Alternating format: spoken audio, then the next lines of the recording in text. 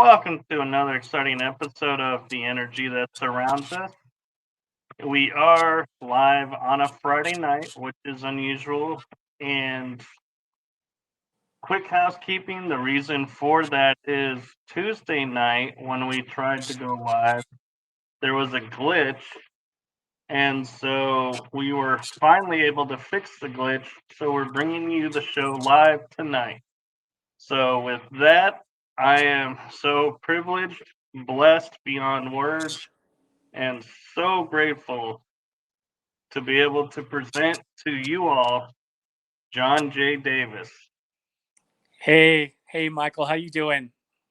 I'm doing well. How are you? I'm doing great. I got to tell your audience, I was the glitch. I was the one that had the problems on my end on Tuesday, but I got it figured out and always trying to better my tech skills, and that was just another lesson I learned, but I'm glad to be with you. I'm excited to be on your show. So thank you so much for inviting me on. Thank you. And I am so glad that we get to share your experience with our audience here. And so I know there's a question in the chat room already, but I'm going to say that till after you're sharing your experience because I want to make sure we have full time for that. Okay, fantastic. So, for the audience here that may not have caught you on our Paranormal Versus episode, can you give a little bit of background? Yeah, absolutely. Yeah, I was 21 when I had my near-death experience. I had never had any kind of an experience like that before. I had never even heard of a near-death experience, so I had no idea what they even were. And I had an accident. To kind of give you the rundown of how this all happened, my dad was in sales, and one year he had won a sales contest, and he won two mopeds, or what we would call scooters now. And we would ride those scooters all over the neighborhood, especially on the weekends. Well, one of these weekends, I had an accident and I slammed into a tree. And the way that I landed, I landed in such a way that I tore the tendons off my right hand. And I had to go in for surgery to have them reattached. Well, I had never had surgery before. I had hardly ever spent any time in a hospital when I was 21. So the day of the surgery comes up, and when they give me the anesthesia, I had a major allergic reaction and it stopped my heart. And I was officially dead for 7 minutes. And it was during that 7 minute period that I had this experience that absolutely changed my life. And I didn't know at the time what a near death experience was. Only after reading Raymond Moody's book, Life After Life, did I come to realize that, oh my gosh, I had a near death experience. So all these years later, I have just been sharing my story with anybody who will listen. One of the things about that the other side told me, and I'll mention this when we get to the end of the show, but they told me, they said, you must tell them there is no death. And all these years later, that's what I've been doing. And the weirdest thing, Michael, about this is I have 100% recall of everything I saw, experienced, everything I was told. And what's so weird about that is ordinarily, I have a really bad memory. Like, I can't remember what I had for dinner last night. So I think it was God that gave me the ability to remember every single thing that happened so that I could spend the rest of my life sharing with people that there really is no death. What we're all afraid of is nothing to be afraid of. When we die, we just go back home again where we came from. So I love sharing my story. It's something that inspires me to this day. And not a day goes by that I don't think about what I learned. To me, it's still it's just such an extraordinary experience. And something I forget is I have lived with this for 30 years now. I know, not just believe, but I know there is so much more that happens when we pass. And I sometimes have to think, I have to stop myself to think what people, when they hear my story for the first time, what it really sounds like to them. It is really extraordinary. And to this day, I still don't know why they gave me the experience that they did. Because I'm not like you. I don't have a podcast. I don't have a radio show, or I don't even have a website. So they must have known that. They must have known that I wasn't going to be an Oprah. And so why did they give me such an extraordinary experience? So I've always felt like I just have to do my best to try to reach as many people as I can and try to give people the hope that when their loved ones pass, they're not really gone. They're just in another place. And so I'm just thrilled to be able to share my story on your show tonight. Point that that you have 100% recall, Yeah. because I'm a little jealous still because I've had three, and I probably have maybe 3% recall, Oh, really? and I'm like, I don't.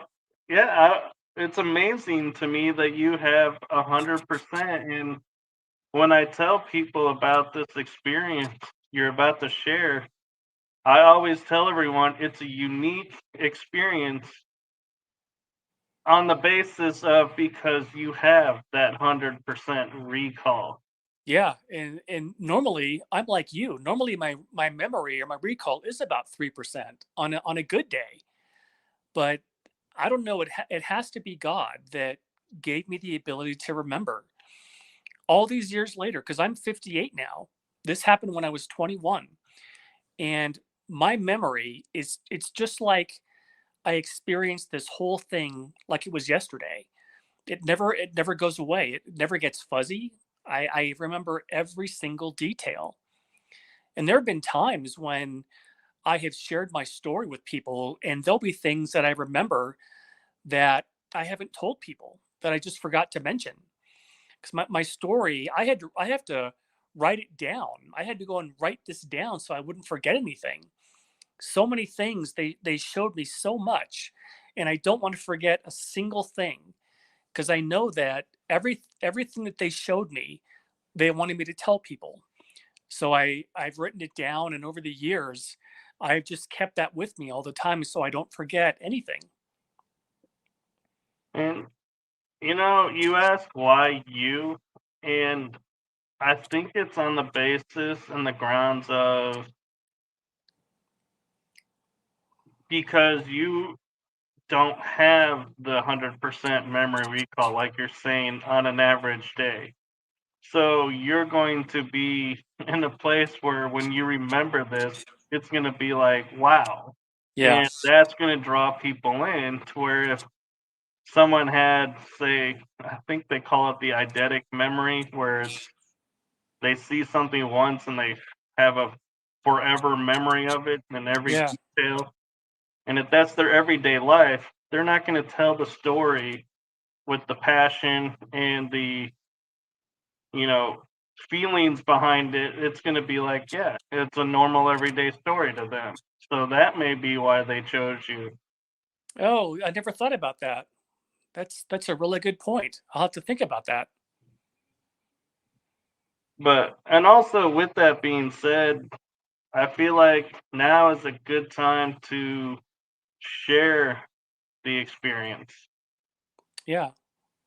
Yeah, I used to always, before we had social media, I used to just tell people individually, friends, people I met at work. I used to do a lot of volunteer work with hospice, and that was the perfect place to share with people, where they're going to go when it's their time to go, what's going to happen.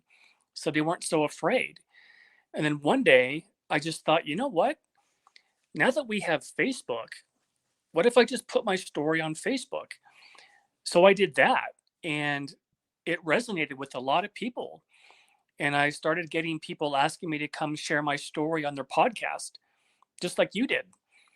And that's how people have found me. And it's been great because there is nothing that I like more than sharing my story and giving people hope. And I think that's a great transition for the show to go right into sharing the experience with everyone. Okay, sure. Yeah. And Michael, feel free to interrupt me if you have any questions. I'll wait for a pause if I have a question. Okay, sure, sure. Well, I'll jump right in. So when I was in the hospital and they were getting ready to give me the anesthesia so they could fix my hand, I was just laying there. I had no expectations. I had never had anesthesia before for anything. So I didn't know what was going to happen.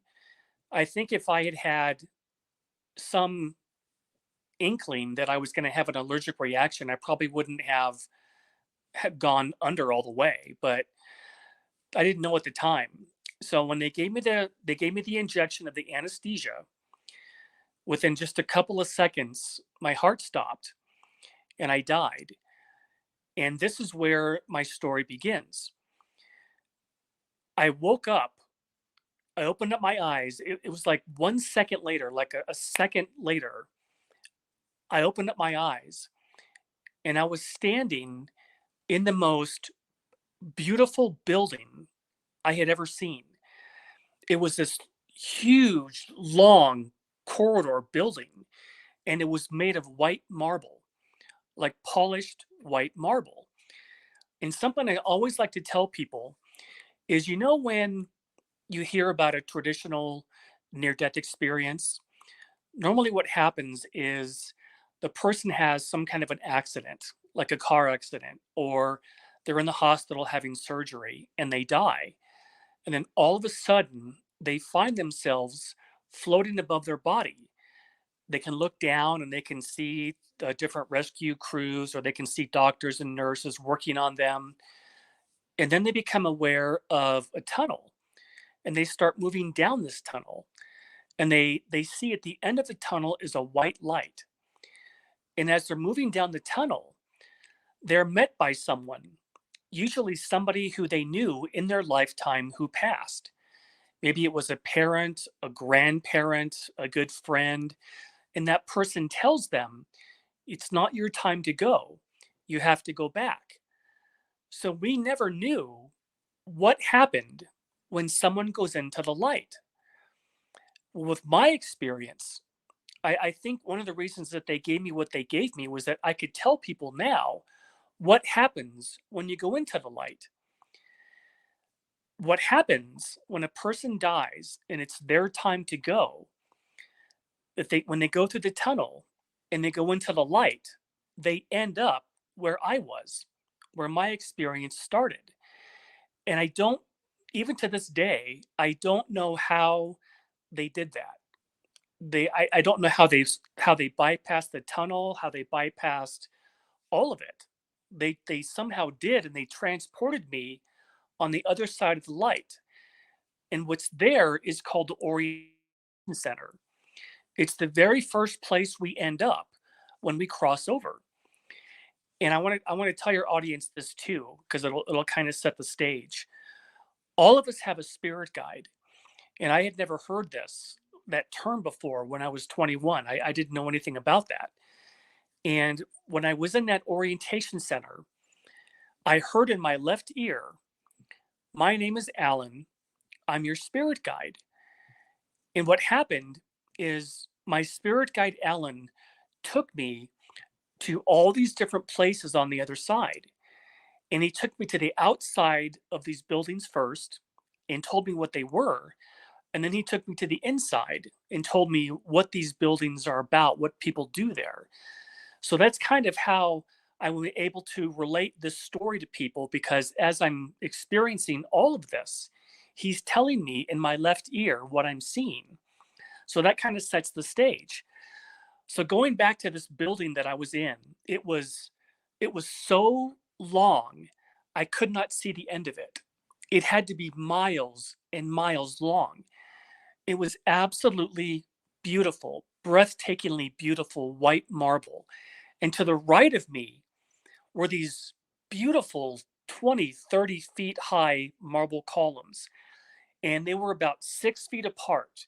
And they went down as far as you could see, these columns 6 feet apart, super tall. In the middle of this corridor were these tables, square tables, again made of marble, and they had 4 benches on each side of the table, again all the way down as far as you could see. At each one of these tables were 2 people, and my guide told me that what these people do on the other side is they're orientation counselors. And I'll explain that a little bit more when I get to that part of my story. And so I was standing there, and on the left hand side, well, on the right were the columns, the middle were these tables. And on the left hand side, the only way that I can describe what I saw were tunnels. And they looked like they had been cut out of solid marble, absolutely perfect 90-degree angles, just like a doorway. And it was like looking into solid blackness, but it was alive somehow. Somehow, this blackness, it wasn't just nothing, there was something there. And they're the tunnels that we all go through when we leave this life, when we die. We pass through the tunnels and we end up in the orientation center. Well, my guide told me to look at the next tunnel. And as I looked up to the next tunnel, a man came through, and he was an elderly gentleman. He was probably in his 80s or his 90s, and he had his right hand holding his chest, his left side, like he was in pain. And my guide said he died from a heart attack. Well, the very moment that he stepped through the tunnel, one of the counselors stood up, and it was a woman. She walked up to him. She took his hands in hers, and she walked him back to the table and sat him down across from her. And she held his hands the entire time. Well, she started talking to him, but I was too far away to hear what she was saying. But what she was telling him was what orientation counselors do on the other side. And the reason that they exist is that when we come into a lifetime, and I don't understand how this works, I just know that it does somehow happen. But when we come into a lifetime, we lose our memory of where we're from, of where we came from. And I think the reason is it would be too hard to stay in a lifetime when you realized how beautiful the other side really was. And the other side it's like a paradise. It's what the Bible calls heaven. Some people call it the afterlife, but people on the other side say it's the other side. That's what they call it. Well, my guy, as this woman was talking to this man, he told me to watch him. So I started watching him. And all of a sudden, as she was talking to him, telling him about, you were just in a lifetime, you finished your life, now you're back on the other side. As she was telling him all this, he began to change.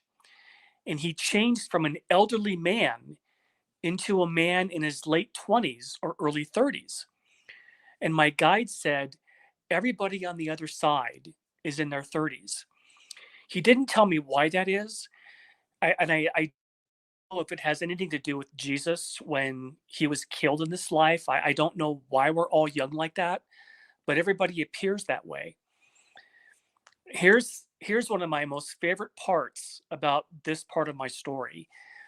As soon as she was done talking to him and he got his memory back, because when you're on the other side, all of your memories come flowing back as to where you're from, all of your different experiences. You realize that, okay, I just finished a lifetime on Earth. Now I'm back home again. Well, he stood up and he walked off to the right and he walked down between these pillars or between the columns, about 3 steps down into what I call the gardens. I don't know if that's what they're called, but that's what they looked like. Just absolutely the most beautiful, picturesque gardens you could ever imagine, like a perfectly manicured English garden. And there were all these people there, hundreds of people. And why this is a big deal is when a person has an earth life, it's a really big deal to finish that life because being here on earth, it's really hard. There are many, many souls who don't want to come here because life on this planet is so hard. And when a person finishes and they go back to the other side, it's a really big deal to go back and to say that you finished your lifetime. So, what this gentleman was seeing, all these people were people that he knew in his lifetime, his parents, siblings, grandparents, friends, and everybody who knew on the other side. Everybody is there to greet you. And everybody was applauding. They were hugging him, laughter. It was like, it's like a big reunion when you get back to the other side. And that was one of my favorite parts because there are so many people that I can't wait to see. And that's all of us. All of us are going to get to see our parents again, our loved ones, our friends, our family. Everyone will be there. And that's one of the most hopeful experiences that I took away from my experience was that everyone is there. And it's a really big deal when you finish your lifetime. So that was the orientation center. Yeah. So two questions. One is when the counselor was sitting down and talking with him, do you feel like that's what some people have started to coin the term as the life review? Not exactly. The life review is what happened to me next. Okay. Yeah, And it's then I was gonna say, and then my next question was, you said they completed their life. What if someone cut their life short? Would it still be treated the same as saying you completed your life, or yeah, and from my experience, yes.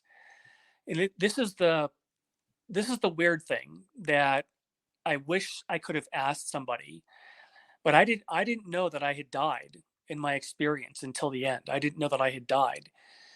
But from my experience, nobody dies by accident. There seems to be a reason why all of us go the way that we do. And it's not an accident. It's not just, oh my gosh, he's going to pass. Everybody knew in this reunion, in those gardens, everybody knew when this gentleman was going to finish his lifetime and when he was going to come back. And I don't know how they know that. I tell people when I looked at those tables that these counselors sat at, there were no computers there. There was no paperwork. There were no computers. I don't understand how they know someone is coming through the tunnel, how they know someone just finished their life, but they do. And even, connection? yeah, even people that have had accidents that you think are just random, horrible accidents, there really aren't any because all of us have to leave this lifetime at some point. Some of us go by longevity, just old age. Some go by having cancer or a disease, and others go by accidents. So, from my experience, I didn't get the feeling that it really is an accident how we cross, that everything has a reason, that there's a purpose for everything about our lifetimes. And I'll explain that a little bit more detail when I get to talking about the scrolls. But your question about the life review, that comes next. And I want to tell your audience, the building that I was in called the Orientation Center, if you go to Google and you do a Google search for the Temple of Artemis, Artemis, Artemis, that's a temple that is built in Turkey.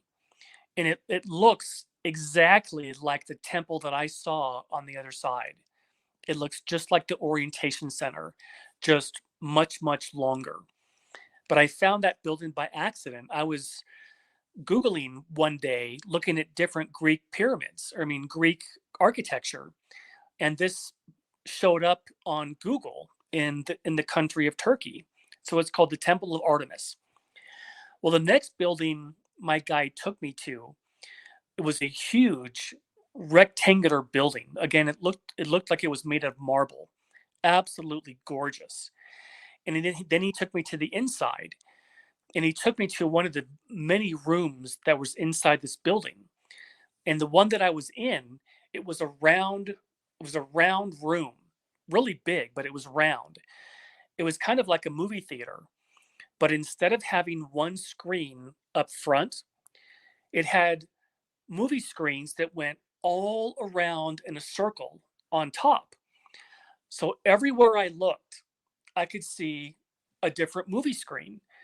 There must have been 15 or 20 of them.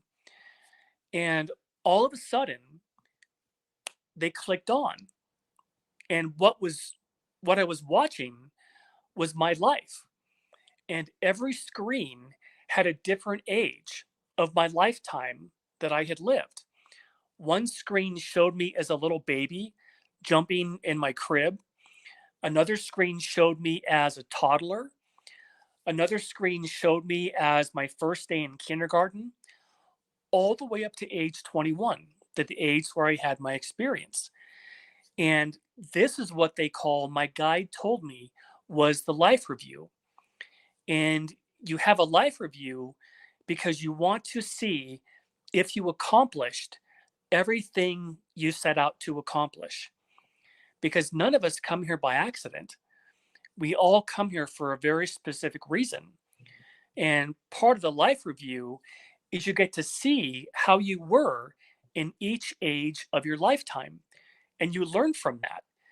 It was absolutely fascinating because it was like watching a movie of my lifetime at different ages. And all of us will get to have that life review because nothing is forgotten. And the strangest thing that to this day, I still don't understand is how does your life get recorded? How is it recorded that it can be played on a video screen at the ending of your lifetime? And again, all I can attribute that to is that it's God, that it had the technology, the understanding is far greater than our human minds can understand. So that was the life review. That was just the neatest, one of the neatest parts of my experience. The next place he took me to, oh, do you have a question? I was gonna ask, when you're saying you're in the live review and all the screens are showing you different things, let's say, for example, something happened to you that was blocked from your memory. So it's like you have no idea about this. Would that show up on that screen at that time? I Or think so. Your guide is with you when you do your life review, so you're not there by yourself. I think they can show anything that's pivotal in your lifetime, even the things that you think are so trivial. And um, there was a point in one of the films when I was a little kid, and I had helped this little kid. His name was Troy, and he had some kind of a physical disability, and he had to use crutches. Well, one time in the playground, he fell, and I ran over to him and I helped him stand up. Well, that was on my life review, and it was something I absolutely totally forgot about, and it was a big deal for them. To me, it was like anybody would have done that for this kid to help him stand up. But when you have your life review, that's kind of like a big deal for them that you actually did something without thinking that helped somebody else. Something that I thought it's absolutely meaningless. But on the other side, it's a big deal. So you can see a lot of things that you think don't mean anything. But what they show you on these different screens are things that teach you. Because the whole purpose of the life review is to learn from it, to learn from your lifetime.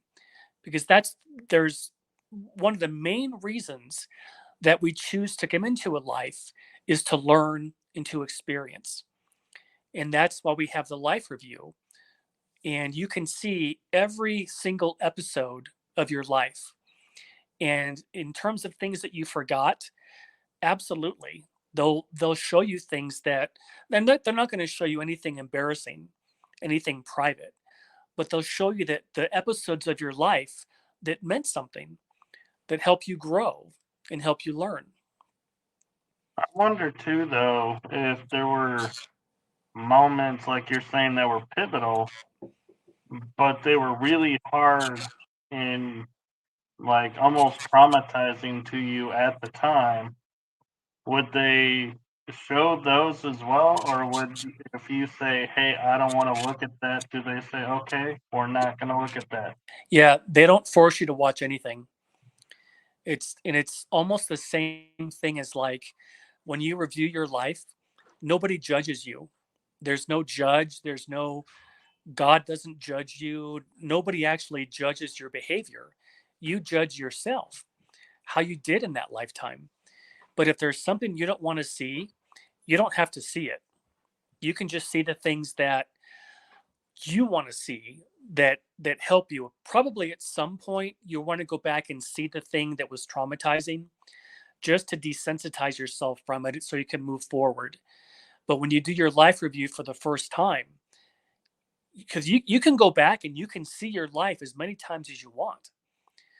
The thing that's interesting about the life review is everybody has to have one. Everybody has a life review. Somebody like Hitler, for example, they don't escape the life review. Everybody has to have one. And if you treated people badly, if you were a horrible person, you actually feel what people feel, that you contributed to something that caused them pain or caused them hurt. You can actually feel what they felt. And I think that was the hardest part about having the life review. But that's one of the main it's one of the main things that helps us learn is wow, I didn't realize that I hurt somebody when I said that. And all those things come into it. All those things are part of your life review. They show you the good things, and they also show you the things that you can do better next time. Does that kind of make sense? It does, and you actually answered my next question. I was going to say about the feeling, and you brought that up, and so that was perfect. Oh, good. Okay, good. Well, the next place my guide took me to, I thought was one of the most interesting because I was raised Catholic. My dad was very Catholic, and we used to go to church 3 times a week and then on Sundays. So I was raised Catholic, and I never had any exposure really to anything else that wasn't Catholic. Well, my guide took me to another beautiful building. It was a beautiful rectangle building, and it had marble columns all around the perimeter. He took me in on the inside, and this was kind of similar to the building where you do your life review. But this one, he took me to a room that looked just like what we would call a modern day movie theater. It had one screen up front. And my guide said, I'm going to show you past lifetimes. Well, this was something that I had never considered before because that's not part of the Bible. That's not part of religion. It's not part of Catholicism. So I had a really hard time trying to comprehend this. So all of a sudden, the screen came on, and he was showing me a lifetime that I had lived as a monk. And I had a shaved head. I was wearing a red gown, and I was in a monastery. And my job in that lifetime was to teach the young kids about life in a monastery and how to become a monk.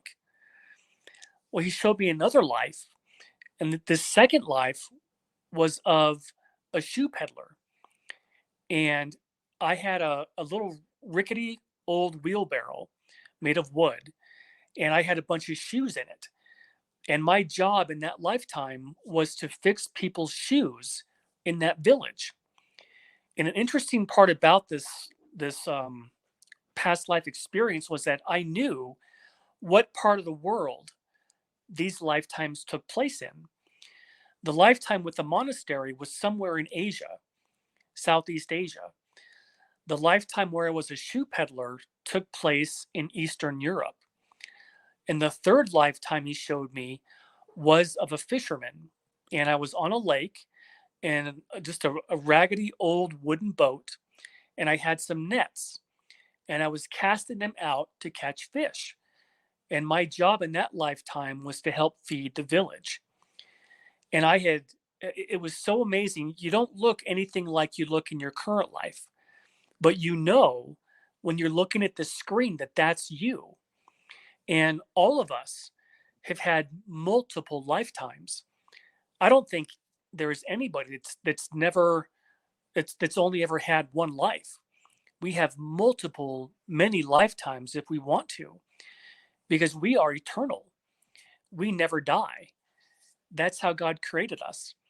And He's given us the ability to always learn. It's something I like to tell people, because people ask me, do we always?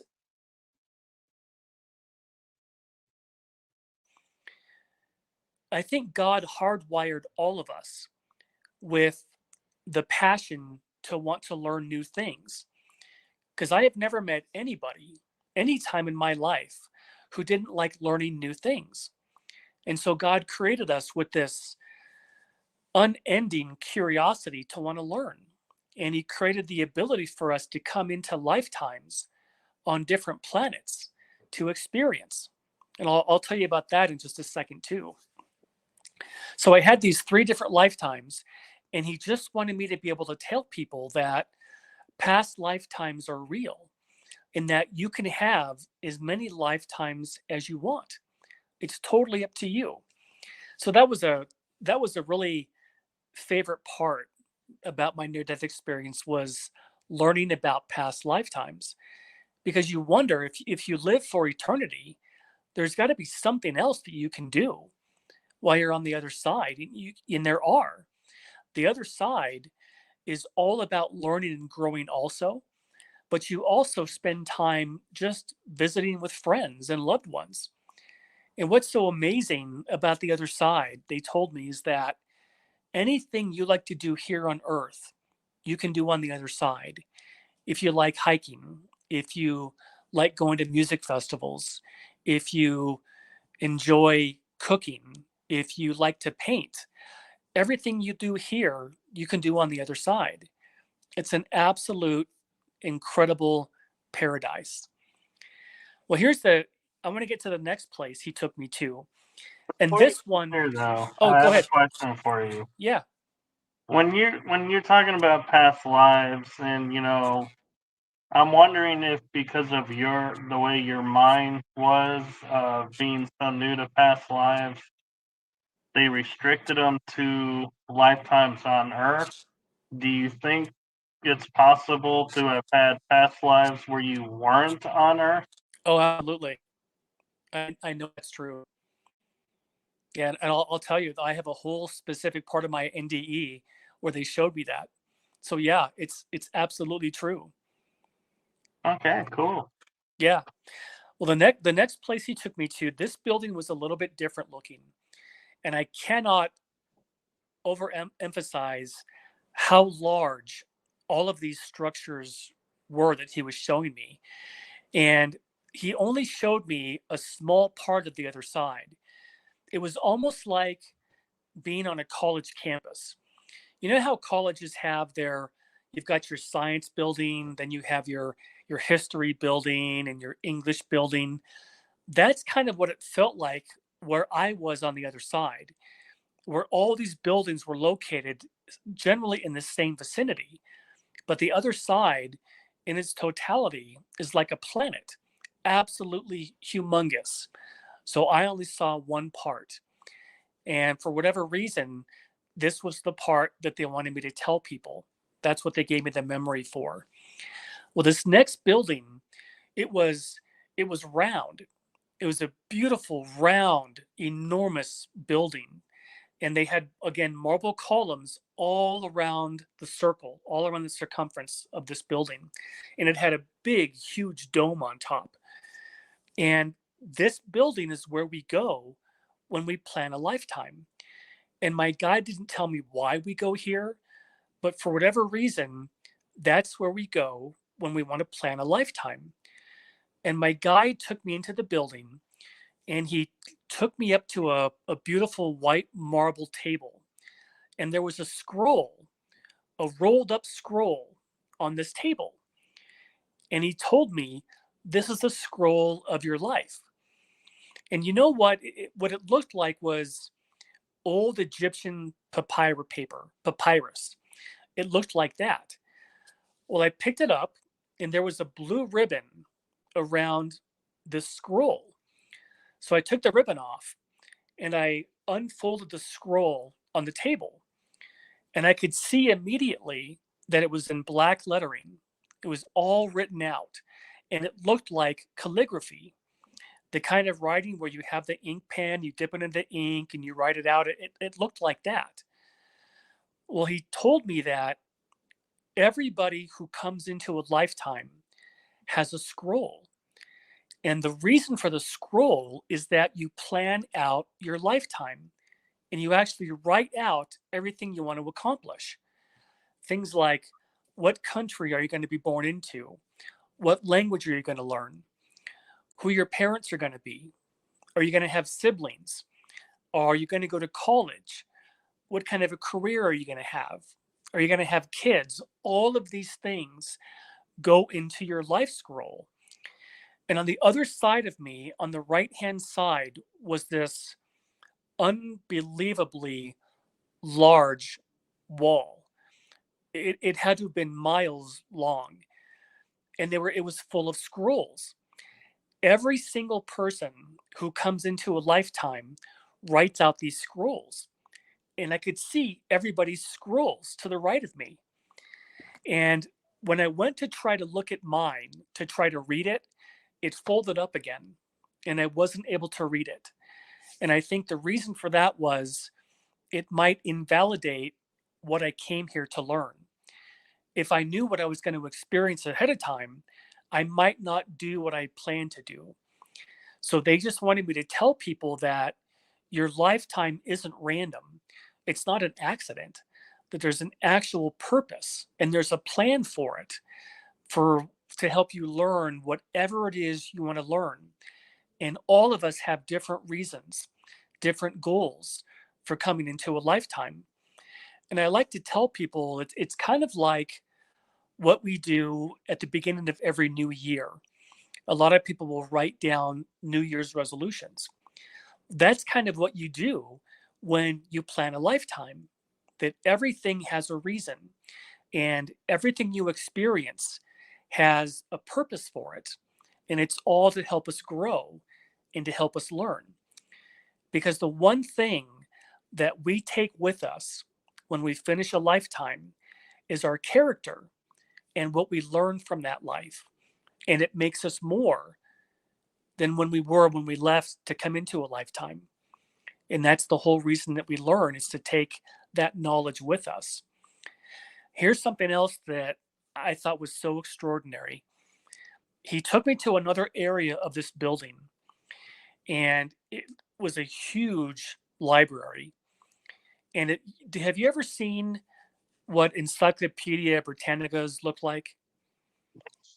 They're kind of thick books, and they were all purple. All of these books looked the same that were in this room, and they all had gold lettering on them. Well, the lettering, it was so unique that the lettering didn't go horizontal over the book. It went vertical. And there's a name on every single one of these books. And what the books are, they're your soulmate. Everybody was created with a perfect mate. And that's where I learned about the term soulmate. I had never heard that term before, but every one of us was created with a perfect mate. Well, my book had the name Nina, and it was Nina, in gold lettering. And he was showing me that my soulmate's name is Nina. And the whole reason he showed this to me was to let people know that every single person has a soulmate. And I think the reason he wanted me to know that was that there are so many people here on earth who never find what they would call a perfect mate for them. And will they always be alone? And the answer is no. You'll never be alone because on the other side, you have your perfect mate. What I don't know, though, is does the soulmate come into a lifetime with you? That's something I don't know. My first inkling about that is that the soulmate doesn't come into every lifetime with you. And I think the reason for that is we all learn so much by coming and having relationships here. And I think if your soulmate was with you, you wouldn't learn that much because you have the perfect person with you. So that's something I don't know. I don't know if they come into a lifetime with us. I do know that it's not impossible. They can. I just don't know if they do very often. Think about it. If we did come in with the same person every time, not only would we maybe not learn what we really needed to learn, but it would feel like, when you go and meet back up on the other side, it would be no different. It would be like, yeah, we were just together. Yeah, Now we're exactly. together here. So, Yeah, where's the magic of it? yeah, It exactly. make it, I hate to say it, but it may get boring after a few millennia going, Yeah, yeah, oh, we're going at it again? All yeah, right. exactly. That's how I see it. I think that's what happens. And I'm sure there are times when people have come in together for a lifetime. I just don't think it happens very often. Here's something else I wanted to tell you. When I was in the room where he showed me the scroll, this is the first time that I really saw a bunch of people. Because up to this point, I was kind of just with my guide by myself. Well, I looked over on the left hand side, and there was this window, this huge, gigantic window. And as I looked out of it, there was a walkway in front, and there were all kinds of people walking back and forth. It was kind of like going to a big city at lunchtime and seeing all these different people. And that's when I realized that people have bodies just like we do. I've heard so many people say, or they ask me, what do we look like on the other side? And I tell them our bodies look just like they do here. But what's interesting is that our bodies on the other side are perfect. They don't get sick, they don't age, they don't die, they don't have injuries. And the bodies that we have on Earth, that's almost like a poor replica of what they're really like on the other side. And everybody has their own look. Some people have dark hair, some people are blonde, some people are tall, some people are shorter, but we all have form on the other side. We all appear however we want to appear. And one of the neatest parts about this is on the other side of that walkway, there was a lake. And this is where I saw that, oh my gosh, there's absolutely beauty on the other side also. And there was this huge lake, and all around the outside of the lake were these weeping willow trees. And you ever seen weeping willow trees? All their leaves come down to the ground. Right. All these leaves were floating in this lake. It was absolutely gorgeous. And the water was so clear that I could see the bottom of the lake. It was absolutely breathtaking. So that was the building where we go to plan a lifetime. And this next part is I, I something. have something for you. Oh yeah, yeah, When you said the scroll closed up so you couldn't see the future and you weren't sure why, yeah, I got the feeling it's, when we're here now going, okay, I have experienced so much trauma. I have experienced so much of this. I don't want any more. And if you were to look at your life on the scroll and go, oh my God, I got another one coming, Yeah, you would alter it maybe or cross it off and you would lose the opportunity of it. exactly. That may be why they don't allow you to see, is because being here for 1 year to say 21 years, 30 years, you're like, I changed my mind on this one. Exactly. Changed my mind on this one. Yeah, exactly. And I think that's true for all of us. If you look at your life where you are now, to think what you went through to get you to the person that you are today, you would think to yourself, I am never going to experience that. I don't want to experience that. When my mom and dad died, I'd always known that they were going to be okay. That I knew where they went, and that I was going to be with them again at some point. I just didn't want to go through the actual experience of that. And I there's so many things that I look back at my life and I think what I went through, that horrible tough time, made me the person that I am today. So there's a reason that all of us go through tough times, because it's the tough times that seem to teach us the most. You don't learn much when everything goes perfectly. It's only when you have to really dig deep that you learn and become more and become better than you were before. So that's a great question. Yeah. I'm also noticing time wise, we're like 6 minutes from the hour. I Are you can okay to go longer? Yeah, yeah. Yep, Okay. I'm only halfway done. I still have more, which is crazy, huh? Do you Well, do you have time? I have time. Okay, great, great. Well, here is the next part of this is probably my most favorite part of my near death experience. And it answers one of the questions you mentioned earlier in the show. He took me to after he showed me the building where we do our lifetimes, he took me to what I can only describe is it looked like a sports stadium. Absolutely gigantic, huge stadium. It looked like it could fit tens of thousands of people, but it wasn't an outside stadium. All the seats were on the inside. So he showed me the stadium and then he took me inside. And I remember this so vividly. There were thousands of chairs and all the lights were on. And the ceiling was this huge, big dome. And what my guide told me, he said, this is the planetarium. When you were a kid, did you ever go to a planetarium? Yes. Yeah. So I think a lot of people can understand what this was like. You go to a planetarium to see and they show stars and different planets and things like that on the ceiling. Well, that's where I was. I was in the planetarium. And on the other side, everybody seems to have some kind of a job, but it's not like a job that we have here where you have to go to a job, you've got to go to your work because you need money to pay your bills and pay your mortgage or your car insurance or utilities. Everyone on the other side has jobs, but they do them because they love to do them. It's what they love.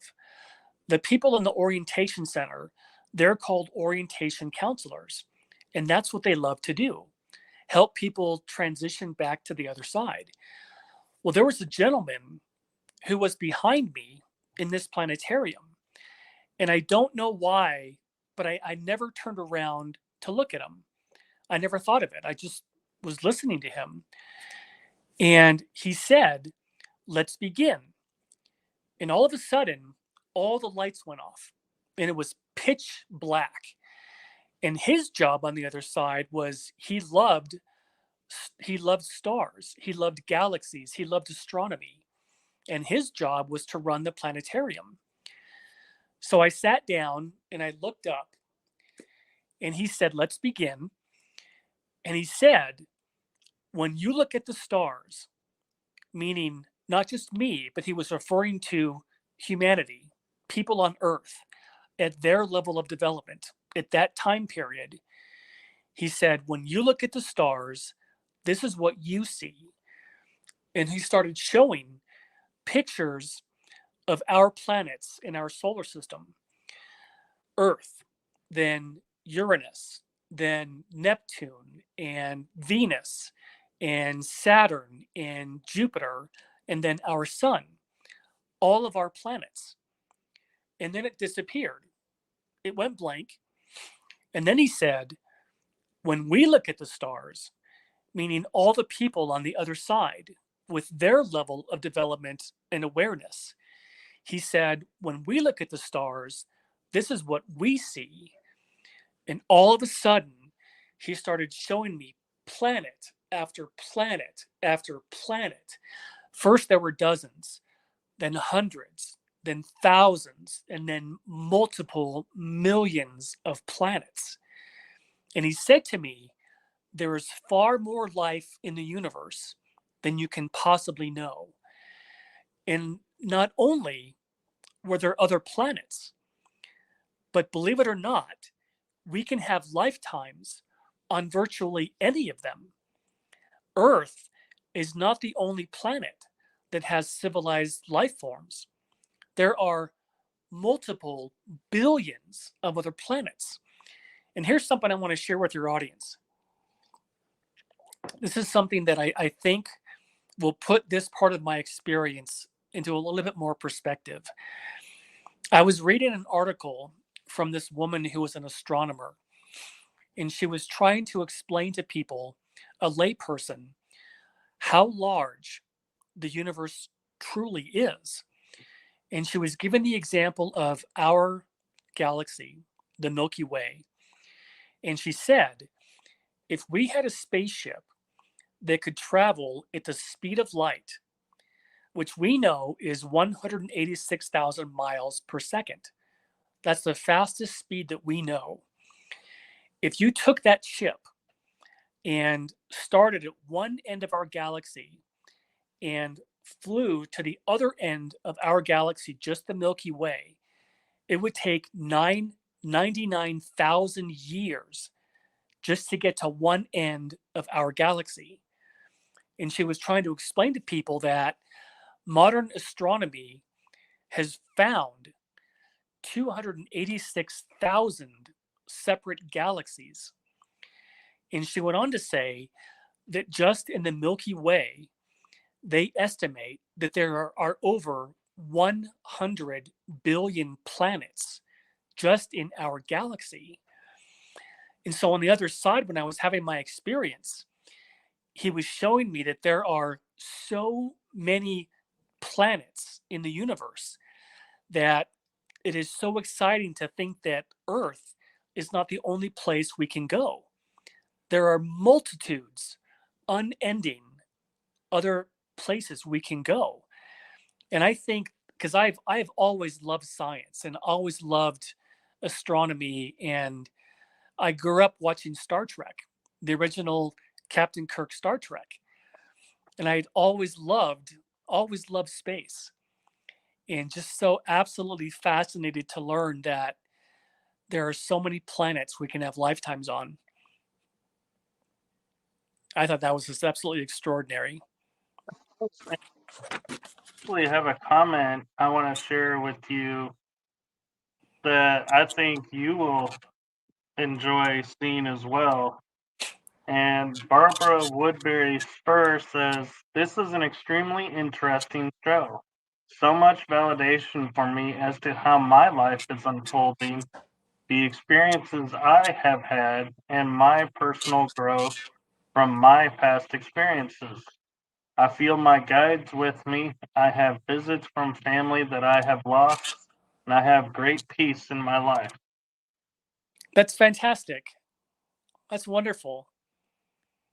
That's why I share my story for people just like Barbara, to share my story so it validates for them what they've known and experienced their whole lives. Right. And I have to admit, going from memory of, hearing your story on Paranormal Verse I like when you said we're only halfway there. I was like, wait a minute. Does that mean we're getting more on this episode? Because I don't remember it only being half of a story. It's crazy. I know. My experience is just absolutely crazy. But I'm getting close to being done. Oh, I'm not worried about that. It's just I'm just enjoying hearing it again and like new questions coming to mind and going and then thinking, did I ask this before? I don't think so. You know, it's funny because I think of questions all the time that I wish I could have asked. I always think of questions I wish that I could have asked because I get so many questions from people and I don't have all the answers. I wish I did. My experience is kind of like a piece of the jigsaw puzzle. Everybody who has an NDE has another piece of the jigsaw puzzle, and we're all trying to figure out what this big puzzle is like. And my story is just one of those jigsaw pieces, but it's very detailed. You know So what's interesting? I was going to share real quick when disclosure is Johnny and I were talking before the show started about Stargate and how we loved the Stargate series and the movies. And as you were saying, all these worlds with civilizations on it, you mentioned Star Trek, and my mind went to Stargate, going, huh, are we going to start traveling to all of these worlds? I wish I could have. And I wish that I had more time to explore more of what they were showing me because it's so weird that I was only officially dead for 7 minutes, but I felt like I was on the other side for an hour or two because they don't have time like we do. It doesn't exist like our linear time does. Right. Well, I'll keep going. The next place he took me to was also just fascinating to me because I love history. I'm a big history buff, and this next part was just fantastic. He took me to a building, and this one was the largest so far of any he had showed me. It was a huge rectangular building, but it didn't have columns on the side. It only had the marble columns in the front. And have you ever seen the face of our Supreme Court building? Yes. That's what it looked like. It had the triangle ceiling and had the columns in front. And it had like 50 or 60 steps to get up to the doorway to walk in. So he showed me the outside. And then when we went inside, I knew that it was a library, the biggest library you could possibly imagine. I mean, it had to have been miles long. And anything that you ever wanted to learn, you could go to this library. And people have asked me if my guide told me what it was called, and he didn't. But people have asked me, or they said to me, it sounds like this was what they call the Akashic records. And I have since heard that term before, but my guide didn't tell me the name of this building. He just showed me that it was this huge library, and anything you wanted to learn about was there, whether it was history or art or music or philosophy, everything was in this building. Well, he wanted to show me something else, and this was my favorite part about this part of the building. On the left-hand side, there were these rooms, and they looked like our modern library rooms you can go in and have a study session in. And they looked about the size of someone's average living room. Well, they took me to one of the rooms, and there was a woman who was sitting there. She was sitting on a couch, and her back was towards me. And all I could see of her was her back and her hair. And she had jet black hair, straight, that went all the way down her waist. And she was wearing some purplish, um, kind of a purplish gown. And she was watching what looked like, or what we would say today was a flat screen TV mounted on the wall. and it was a big screen. And when my experience happened, it was 1987, and we didn't have flat screen TVs yet. We had these big, bulky television sets. So it was extraordinary to see this TV mounted on the wall. And she was watching something. And my guide said she was watching a battle that took place on Earth 200 years ago. And I looked at the screen, and what she was watching was a battle that took place between the Native American Indian tribes, the Plains tribes, versus the United States cavalry. And it was a battle. And he told me that she wanted to learn about that particular era of Earth's history. And you could watch it as it really happened.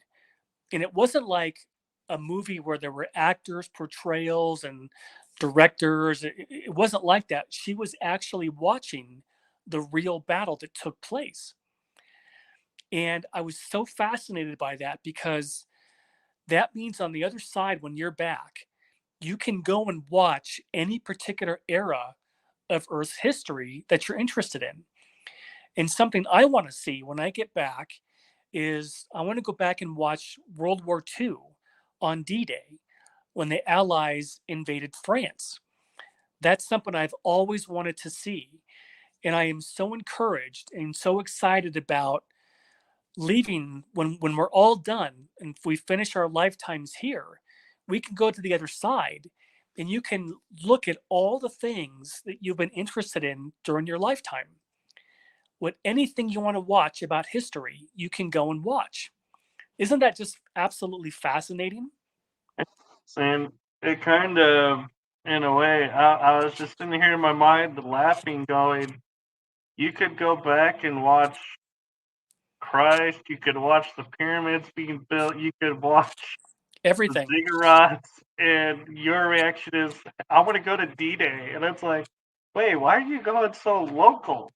Yeah, But yeah, it is amazing that, yeah, it made me wonder too, going, if I was to walk in that room going, like you're saying, being fascinated by history, going, where would I go? yeah. What would I want to watch? Exactly. Yeah. It's unlimited.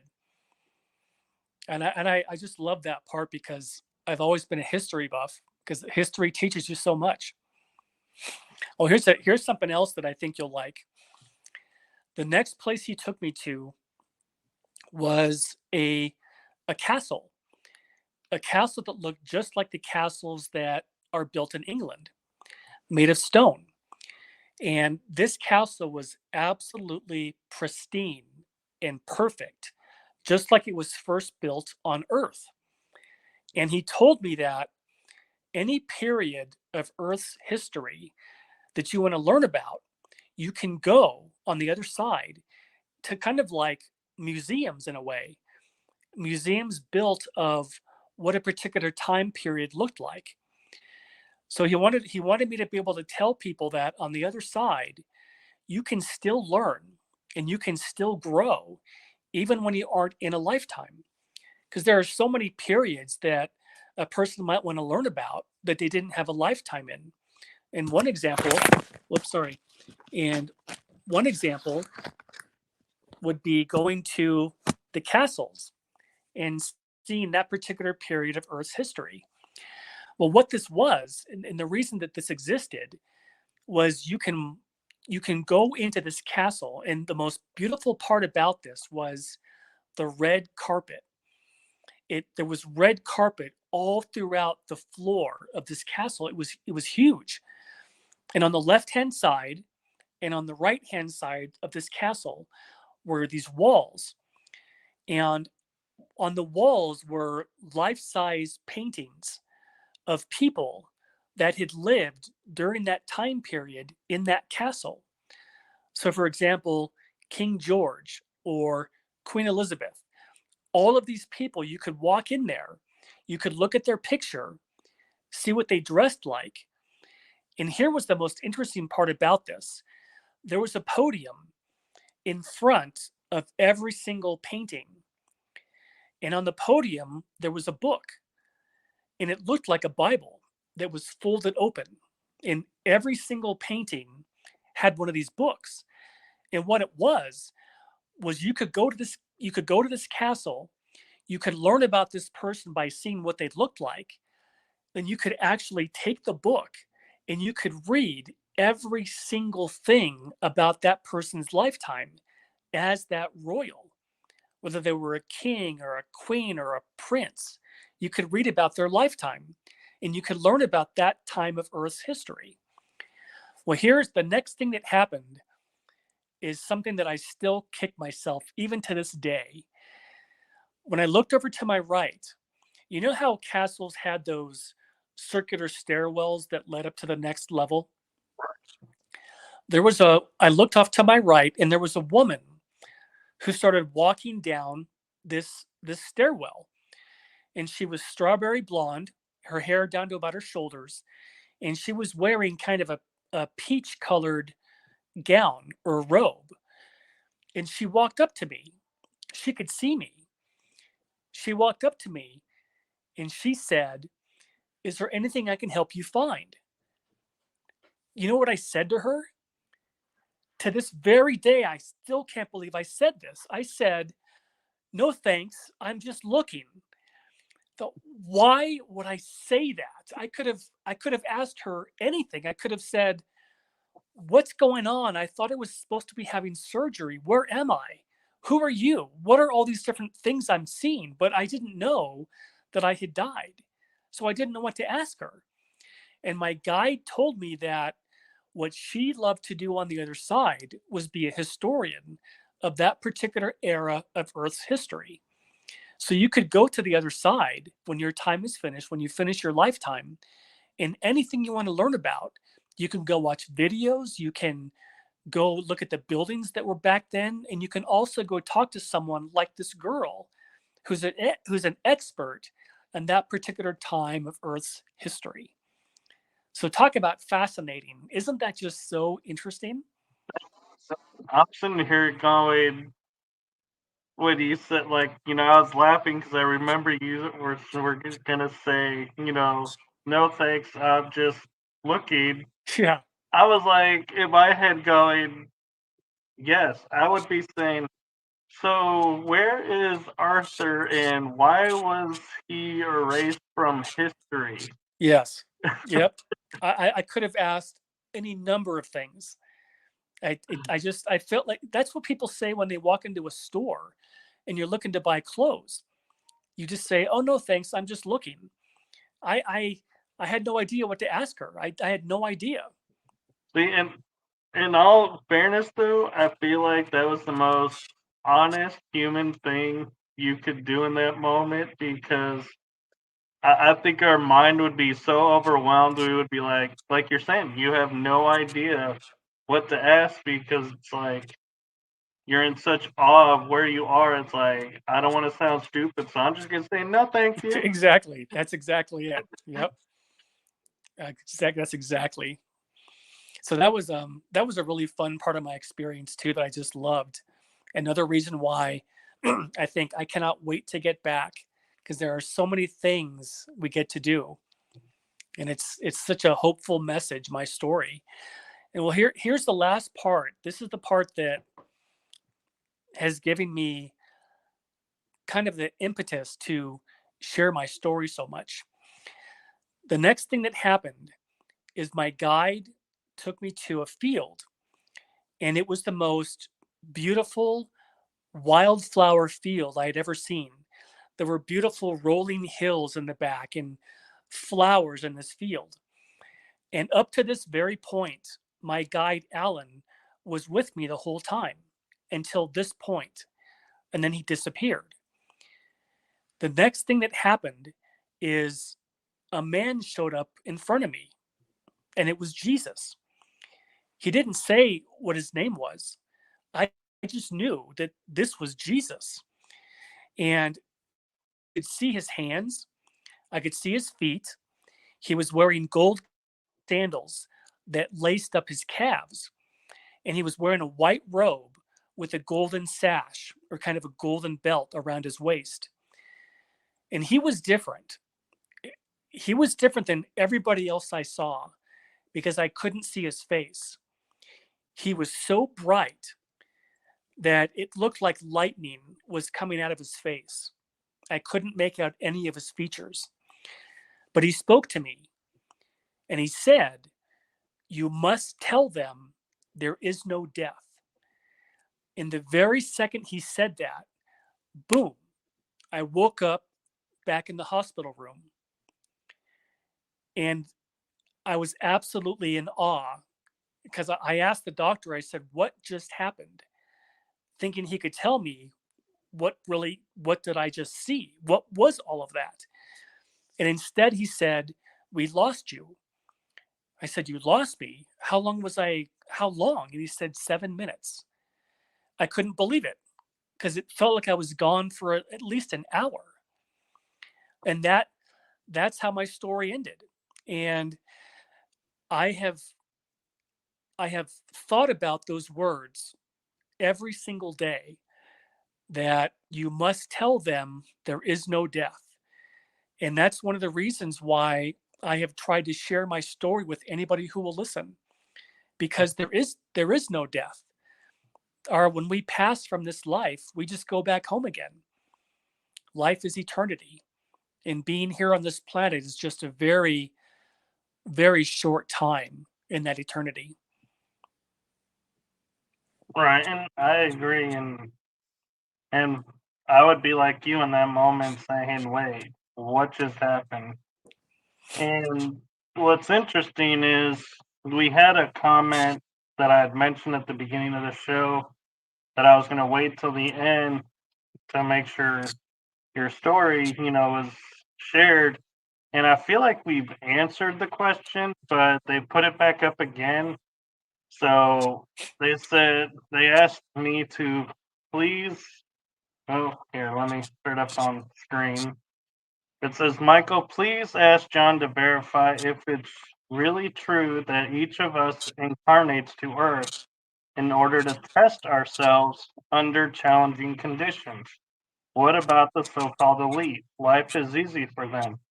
I feel like we've answered about being, you know, the scrolls where we write out what challenges we're supposed to do and everything. But I feel like my personal take on that is the elite is learning their own thing. And life may appear easy for them, but we don't know what they're really learning. That's true. We don't know what they come in for. And one thing I want to clarify is the reason that we decide to come into lifetimes at all is because life on these different planets is not perfect. The other side is perfect. The other side doesn't have war. There's no hunger. There's no homelessness. There's no disease. There's nothing of a negative nature there. There's nothing to really test yourself over. And we learn, and I think God set this whole thing up for us to have the experiences of coming in to go through hard times, because you really learn. Nobody on the other side is forced to come into a lifetime. It's totally up to them. There are some people that have had only a few lifetimes, and there are others that have had thousands. It's totally up to the individual soul.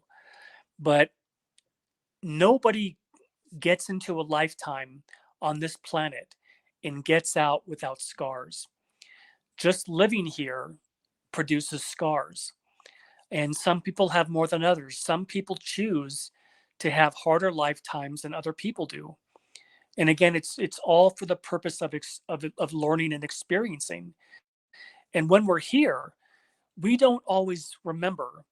I think very, very few of us ever really remember where we're from and why we chose the certain things that we chose. And there are so many different scenarios and so many different vignettes about why we're here and how our lifetime affects other people.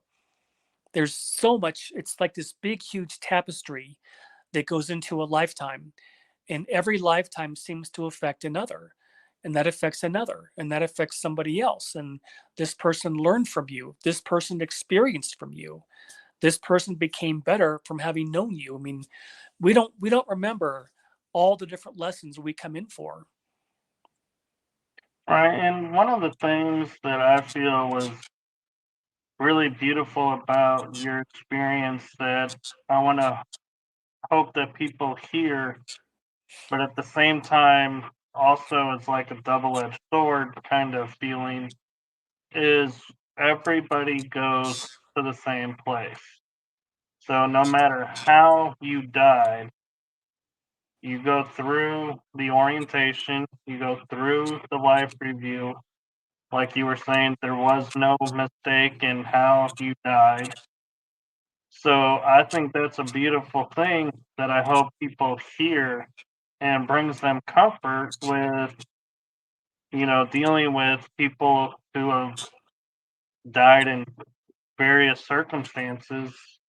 So hopefully that brings them peace. But at the same time, I know some people might be angry about hearing, well, this guy who killed my parent or my loved one or friend, how dare they get to this beautiful place?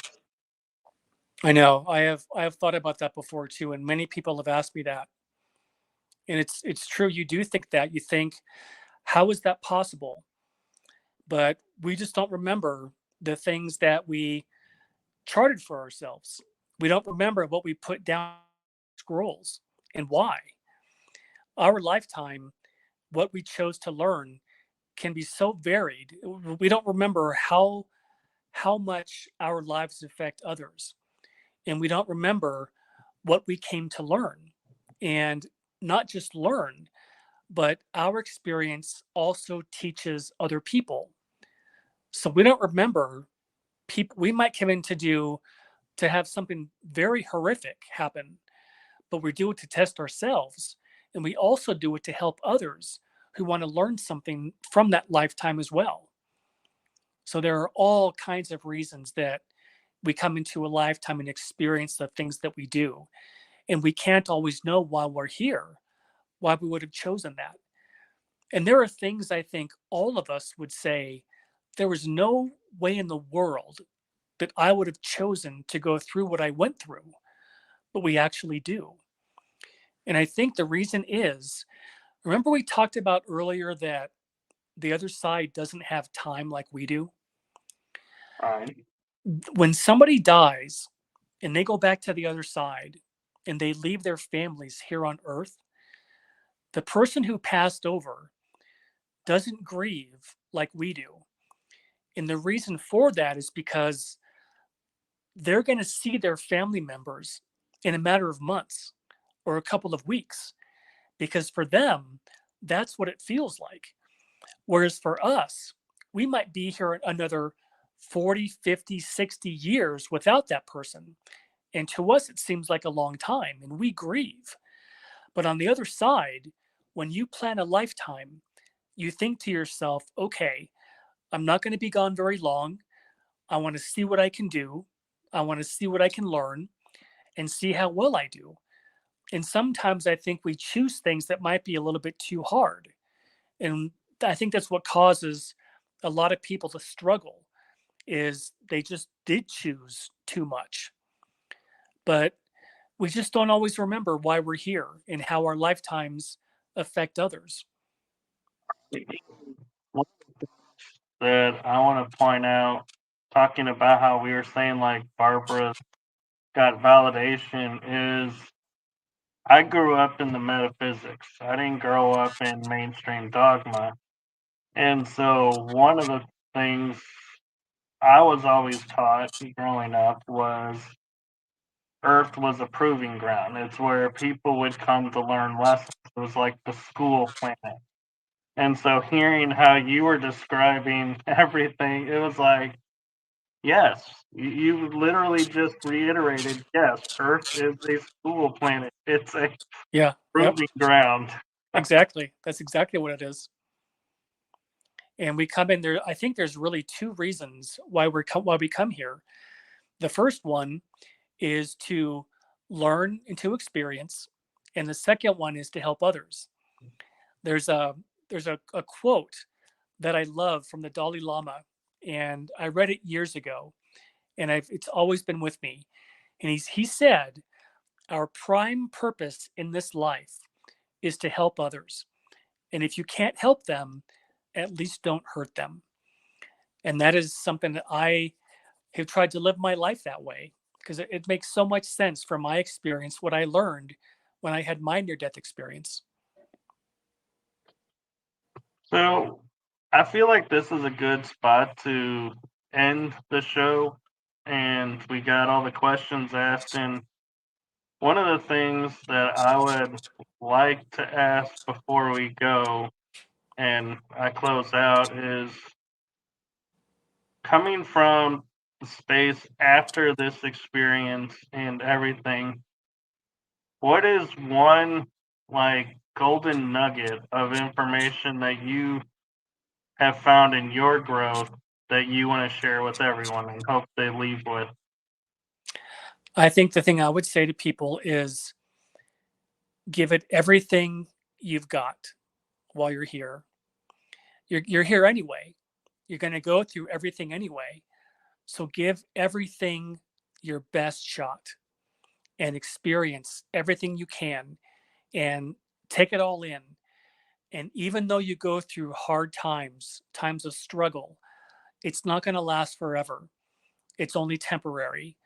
So give it everything you've got, do your best, and learn as much as you can, because that's what we take with us. And that's what becomes part of our legacy for eternity. I agree. That's a beautiful way to put it. And so I'm going to take this opportunity to say thank you to everyone in the chat room and thank you to everyone who's watching. And thank you everyone for coming back to watch this episode and forgiving us for the glitch, as I like to call it. Yeah, Life happens. So thank you for embracing tonight's episode and hearing this. And for those of you who are going to watch it on the replay, thank you for watching. And I hope you do get something out of it.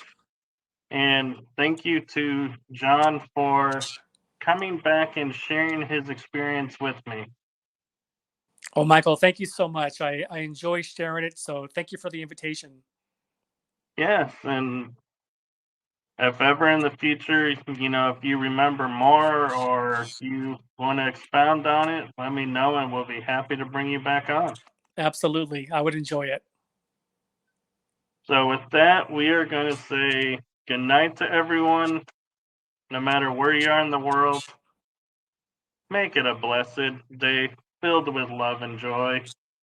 Like John said, make every day count. Thank you, everyone. Good night. Good night.